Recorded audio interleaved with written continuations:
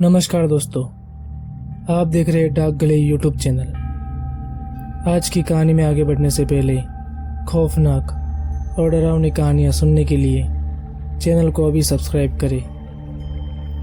आज की कहानी उत्तर प्रदेश में रहने वाले राजेश की है। तो चलिए बढ़ते हैं आज की कहानी की ओर। मेरा नाम राजेश है। आज जो मैं आपको बात बताने जा रहा हूँ वो बात मेरे लिए एक श्राप और सज़ा बन गई है। मैं उत्तर प्रदेश के गांव में रहता था। मेरे पिताजी गांव के बड़े जमींदार थे। मेरे पिताजी की गांव में बहुत इज्जत थी। उस वक्त मेरी उम्र 23 साल की थी। मैं अपनी जवानी के पूरे जोश में था। मुझे नए नए कारनामे करने का बहुत ही ज़्यादा शौक था। मेरे गांव के बाहर एक पुराना पुल था। उस पुल के बारे में मैंने बहुत सारी भूतिया बातें सुनी थी। जब रात होती थी तब कोई भी उस पुल की तरफ कभी नहीं जाता था। मैंने सुना था कि उस पुल पर 2 काले साए घूमते हैं। 2 दिन पहले ही हमारे पड़ोस के गांव के दूध वाले का सामना उन काले सायों से हुआ था। वो अभी तक उसके घर में बीमार पड़ा हुआ है। मुझे भूत प्रेत और आत्माओं पर बिल्कुल भी भरोसा नहीं था।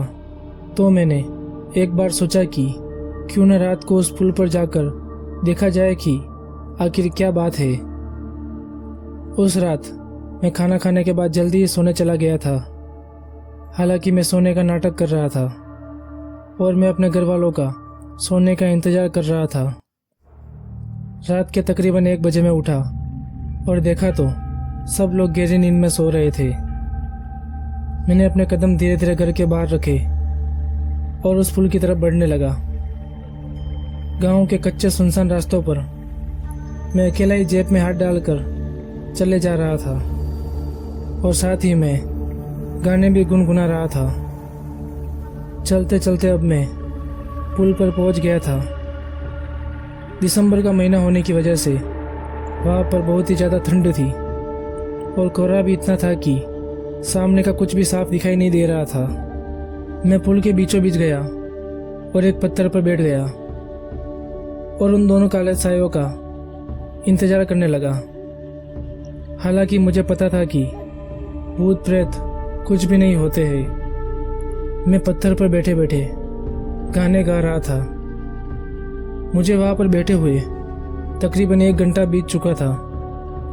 अब ठंड से मैं काँप रहा था। ऊपर से जमा देने वाली ठंडी हवा जब मुझे छूकर गुजरती तो मेरा पूरा शरीर सिहर जाता था।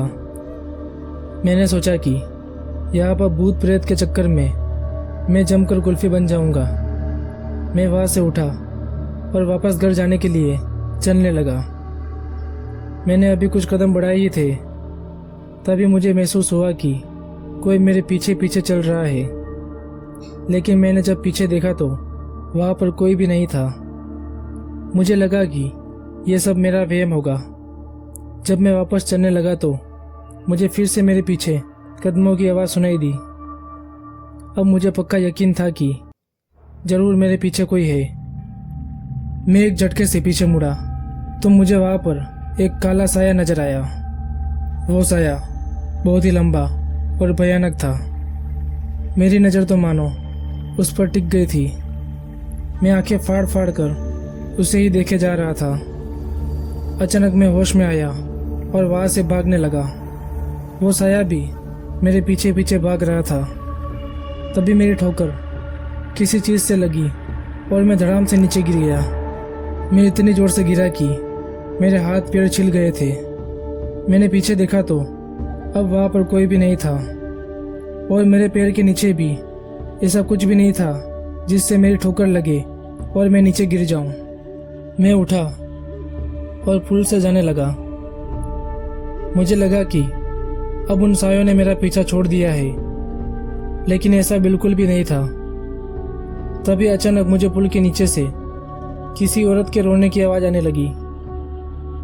मैंने सोचा कि इतनी रात को पुल के नीचे कौन औरत होगी। शायद वो मुसीबत में ना हो, शायद उसे मेरी मदद की ज़रूरत होगी।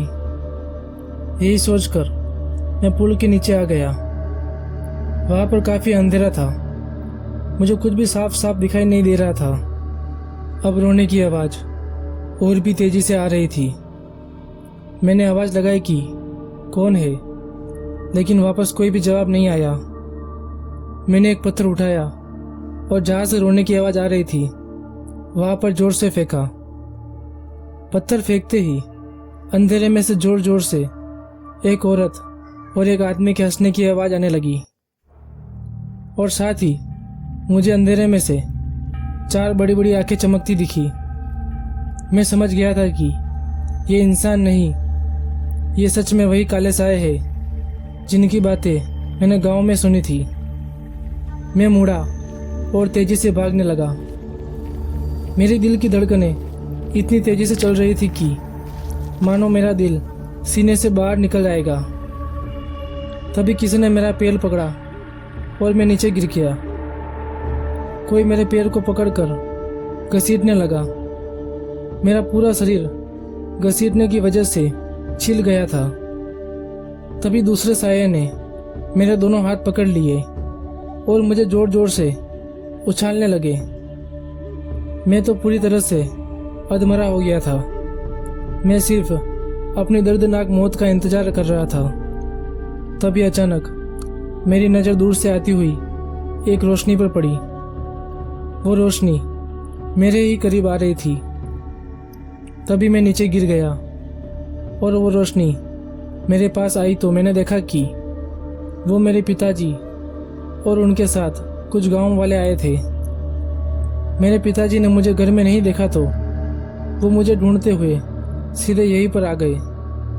मेरे शरीर पर एक भी कपड़ा नहीं था। मेरे पूरे बदन से खून ही खून निकल रहा था। वो सब लोग मुझे घर लेकर गए और मेरा इलाज करवाया। मैं डर की वजह से बुरी तरह से सहमा हुआ था। मुझे पूरी तरह से ठीक होने में 6 महीने लग गए थे और मैं अब भूत प्रेतों और आत्मा पर भरोसा करने लगा था। तो दोस्तों, आज की कहानी में बस इतना ही। अगर ये कहानी आपको अच्छी लगी हो तो वीडियो को लाइक करें और चैनल को सब्सक्राइब करें।